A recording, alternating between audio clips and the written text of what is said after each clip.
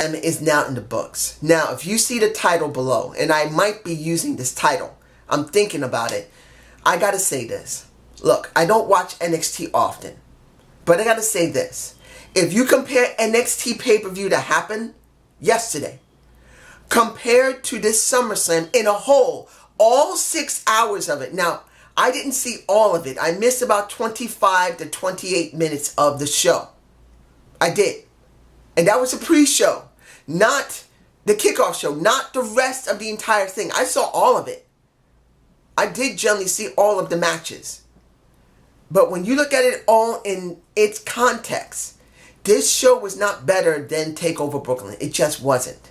It was not better than TakeOver Brooklyn. Mind you, there were a few matches that were good. And there were certain things that happened during the show that were funny or interesting. But if you look at this show, this was not a great SummerSlam.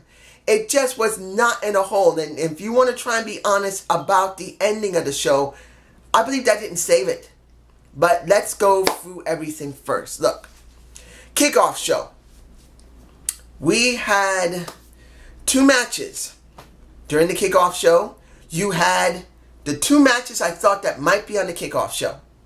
You had the Cruiserweight title match, and you had the tag title match from SmackDown Live. Cruiserweight title match. What? Neville versus Akira Tozawa. Akira Tozawa just won the title on Raw Monday. And now, the first opening match for the kickoff show, Akira Tozawa jobs. He jobs to Neville. Not because Titus O'Neil interferes. He just gets his ass cleanly beaten. What was the point of it? There was no point. It made no sense. Why would you even care? It was a waste of time. Instead of letting Akira Tozawa have his moment, they decide to do it on Raw. And then they just decide to give the title back to Neville the next time they meet. A waste of energy. Now look at what happened with New Day, and look what happened to the Usos. This SmackDown Live, the Usos won against Kofi Kingston and Xavier Woods. And in this match you had Xavier Woods and you had Big Langston or Big E. What happened? The Usos won their match. You couldn't wait? Kind of like what happened with Akira Tozawa. What was the point of doing what you did on SmackDown Live just to repeat it at the pay-per-view kickoff show, which didn't give them any gifts? It was freaking ridiculous. And guess what? The hits just kept coming. When you go to the main show, a lot of stuff that was done on this show made no freaking sense. But let's go with the first match of the night.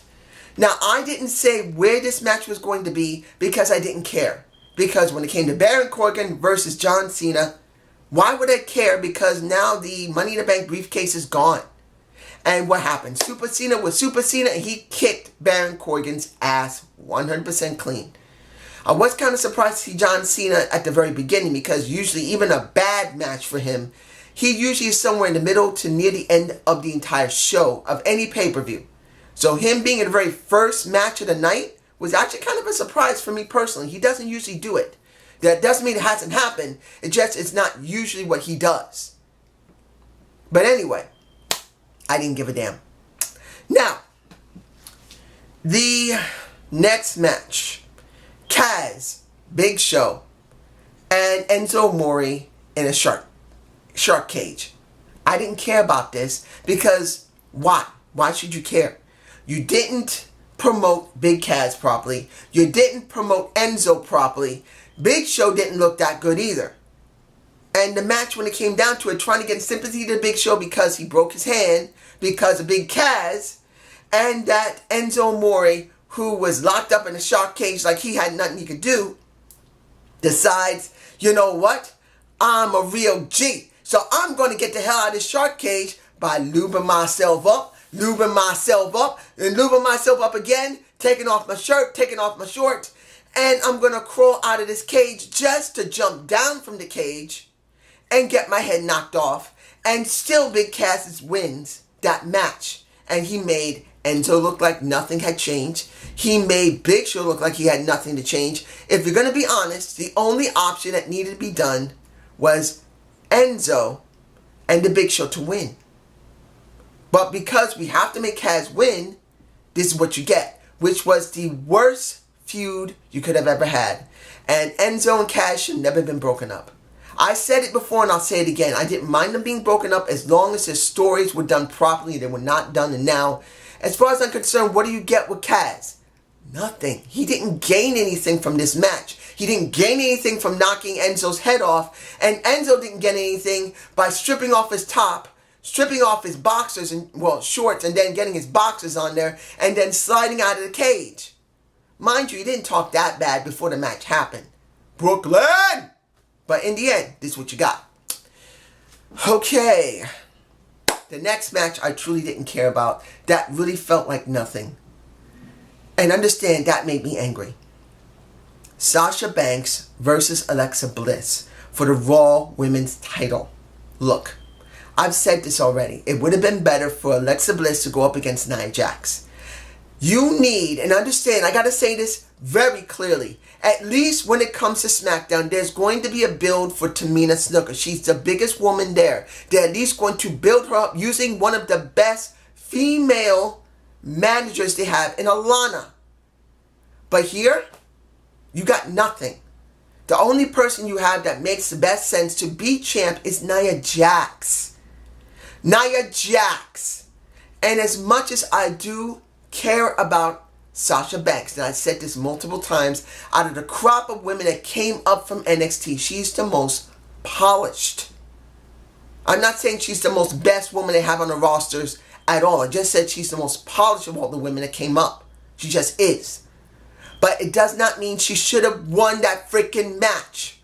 And mind you, they tried. They tried to make the match interesting. They did. The crowd didn't really care that much about it. Not 100%, mind you. They did care to a certain extent, but not 100%. In the end, Sasha won. But what does that mean? Does that mean we're finally going to have a feud between her and Bayley? If they were going to do that, they should have pulled the trigger before WrestleMania. But we didn't get that. We got nothing between Bayley and nothing between Sasha Banks. And if they were going to be smart about this, they should have built Sasha Banks up properly so she can actually go up against Bayley. But we don't got that. This is what we got. I ain't give a damn. Now, the match that meant something. Oh, because it was what it needed to be, not because it was built properly. It just needed to be. The Raw Tag Team Championship match. Seth and Dean versus Cesaro and Sheamus.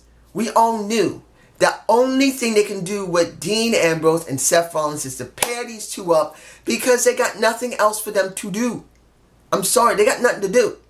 So putting them together was the wisest thing to do, and it was the wisest thing to do for them to win. Did they have a good match? Actually, it wasn't bad, but I'm not going to lie here. Cesaro carried the match. Seth Rollins carried the match. Even Sheamus did a good job carrying the match. But when it came to Dean Ambrose, he did not do his part. He looked the worst out of the entire bunch of them. And that is the truth. Dean just does not have a good work anymore. I think really he doesn't really care anymore. He's just working to make a paycheck now. He's not doing it because he loves it anymore. But you can see even with Sheamus, Sheamus is not the best wrestler there. The best wrestler there is Cesaro. He's the best all-around wrestler. Second is Seth Rollins. Third would be Cesaro. And fourth would be Dean. And that's a distant fourth. So that's what it comes down to. But Seth and Dean Ambrose are the wisest one to have that title right now. Does that mean we let go of Sheamus and Cesaro? They're going to probably feud with them a little bit longer, but I'm going to be honest here. They should split those two up and let Cesaro go on a run for the Universal title. It's his time. He's the most polished he's ever been. His work in the ring has been the best it's ever been. And I truly believe he should be going for that title right now. It's the truth. It has to be. Now, that was a match that wasn't bad because the outcome is what it needed to be. This was a match that was an abortion. A piece of shit. Anyone who liked what happened here, Just like the Sleg Daddy Off the Rope Show Central says, you can go eat shit. I gotta say it because this was stupid. This was freaking stupid. And this is what brought the show down madly bad for me. I mean, very bad. Calm down. Randy Orton versus Rusev. What did you get? You got an entrance for Randy Orton. He gets his ass kicked. He gets his ass kicked a little bit again. Then the bell rings. What happened? 1, 2, 3. Match is over. Done. What the fuck was that? What the fuck was that?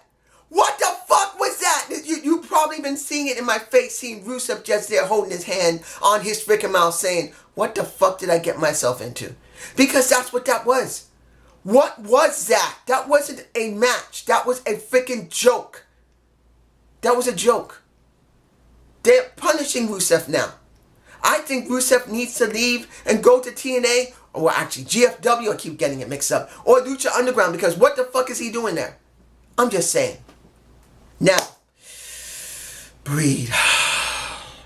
Again, breathe. Now, the one thing I did like, along with a couple other things, Angle and Daniel Bryan had their moment, which wasn't bad. Their banter was not bad, and it was expected. It had to happen. These two had to have a banter between each other. It was necessary. We haven't seen them together for a while, so it was okay. Now, the match that hurt my heart. I knew this was coming. I got to do it now because it's going to hurt me. It's going to hurt me. I have to get it done. Naomi versus Natalya, which I believe was a very good match. I know a lot of people are going to say, well, Sasha and Alexa Bliss was better. No. Naomi and Natalya's match was actually better than theirs. Because there was a real story behind it in this respect. I said this before and I'll say it again.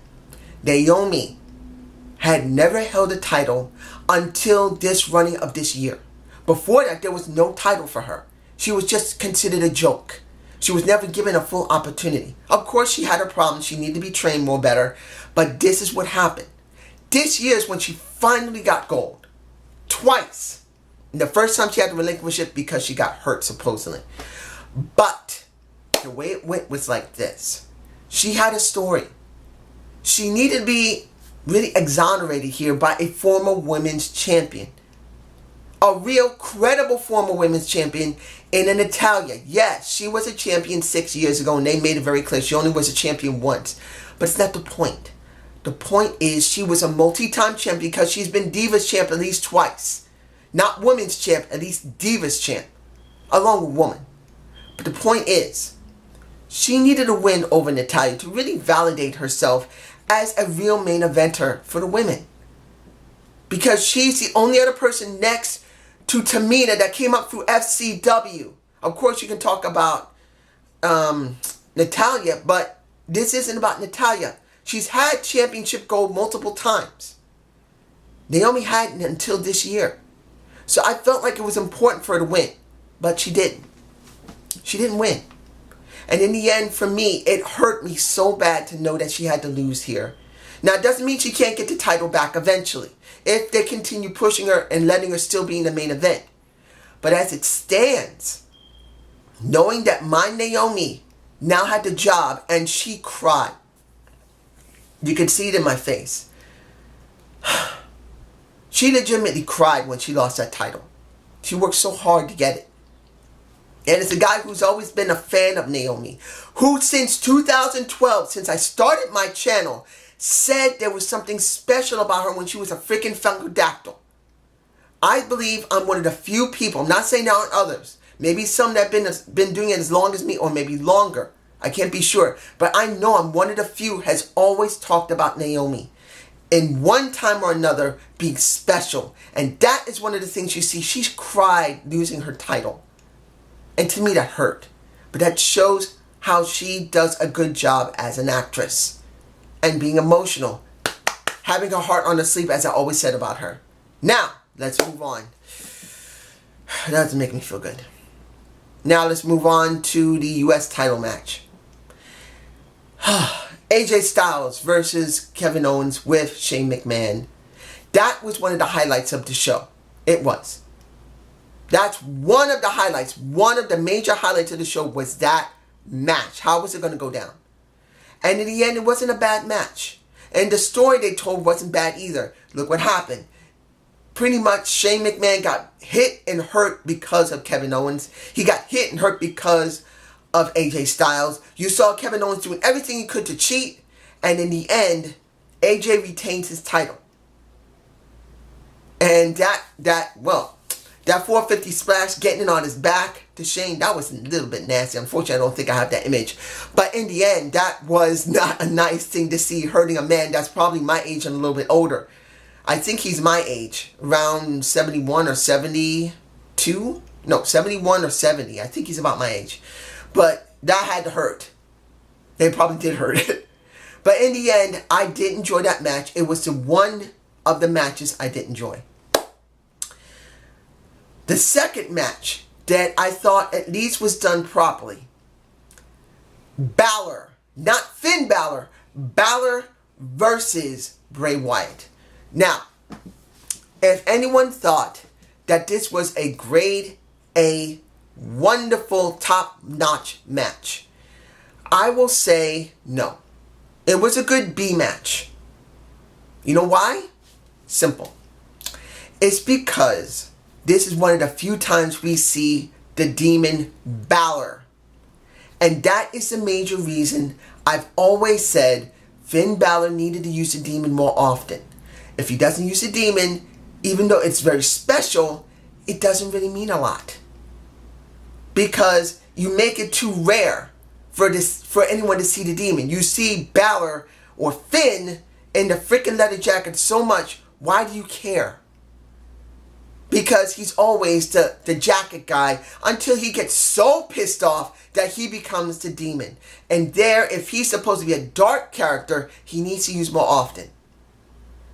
So I say it was a B match when it came to him. Now when it came to Bray Wyatt, no. This match wasn't a total disaster for Bray Wyatt. You know why? Because he does what he does so well. He tries to build someone up, and he jobs. And in the end, the person that he tries to build up really doesn't get anywhere. Because he's nowhere. Finn and Bray Wyatt are both in the same boat. They're very special niche characters. Dark. Special. And Bray Wyatt has not been built properly at all. And then you look at Finn, who, like I said, is not doing the demon often enough, and he's a piece of garbage as well. So you put both these guys together in the hopes that they can rebuild themselves. Nope. Now, mind you, if Finn Balor uses the Balor demon after this more often, I will change my mind, because then finally he will be what he's supposed to be. A special niche character where easily he can get pissed off, and easily the demon can come out and cause fear and destruction to anyone.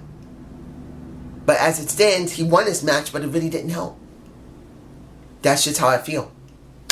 Now, Jinder Mahal. If I'm forgetting anything, I'm sorry.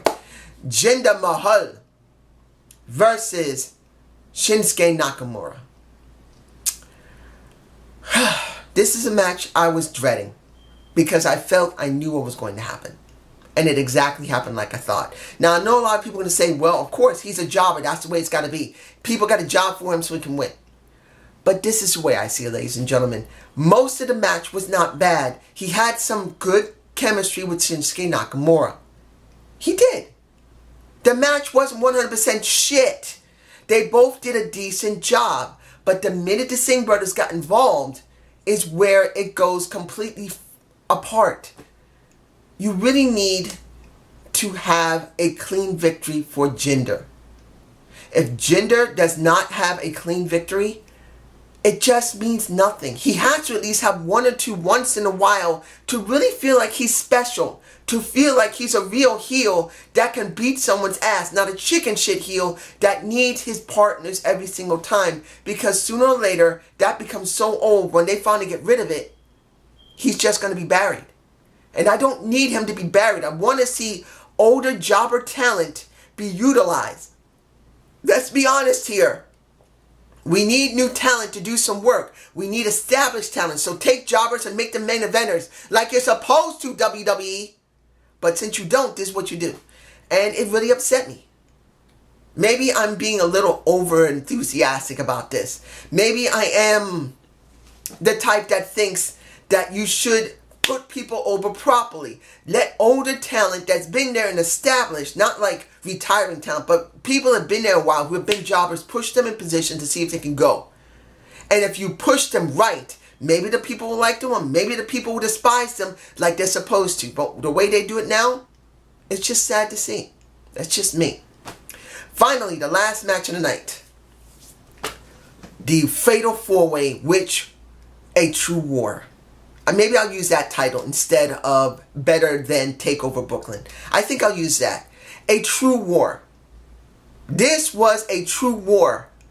And I enjoyed the match. It was a good match. Next to the AJ Styles and Kevin Owens match. And which other match that I liked that was really good? I'll say Naomi and Natalya was good too.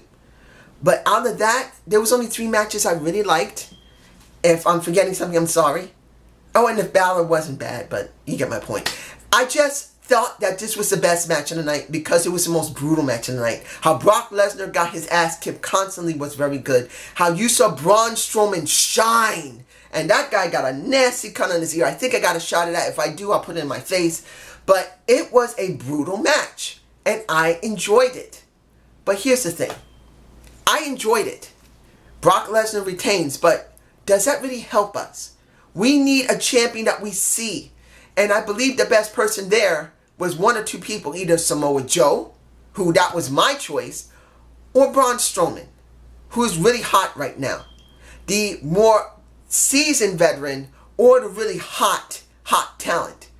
My feel is the more seasoned veterans would have been able to get the hot talent over, which would have been Braun Strowman. Samoa Joe could have gotten him over. But as it stands, Brock Lesnar retains. And in the end, I just feel like we're really not getting anything. If Brock only comes back once every 2 or 3 months, what does that mean? That means now the title's going to go away for the next couple of months because Brock is not going to be there. I don't think he's going to be there this Raw much at all. If he is, it'll probably be for a little while. And that's it. He's not going to do the next pay-per-view. I don't think he's doing No Mercy. That's the next pay-per-view for Raw. So in the end, we don't really gain anything. And this is the reason why I said TakeOver Brooklyn at the very beginning of this video was better than this SummerSlam. Because the way they booked this show was so bad, even though the Fatal 4-Way was actually very good, even though the AJ Styles and Kevin Owens was very good, and even the Naomi and Natalya match was good, even though Naomi did lose, and that really upset me. That's the major reason I'm not happy about that match. You only had, for at least by my perspective, 3 matches that were good, and you still have to include the Randy Orton and Rusev match. That was the most disgusting thing I've seen. Now, I know I didn't mention anything about Dean Ambrose and Seth Rollins. It wasn't about the match being great or not. It was about what was supposed to happen. They were supposed to win. So, even though that was an okay match, I'm not including that because it wasn't meant to be great. It was just meant to continue what was needed. 2 guys that needed to be brought together and actually build from there. They're just starting, so they're not really great yet, even though the people are cheering for them. As it stands, this was a bad show. It was a bad freaking show. I'm sorry, it was. But this is just my point of view. You guys tell me below, and I hope you enjoyed the Zane view. Please give me a comment below. I don't want to say this. I wish to thank people who did watch my GFW Destination X video. That was a shock. That it was so not loud, but so many people looked at it. I don't usually have more than maybe 20 or 30 people look at my videos. So anyone who did see it and maybe gave a like to it, thank you. Honestly, that was really amazing. But anyway, have a good day. Have a good night. Peace!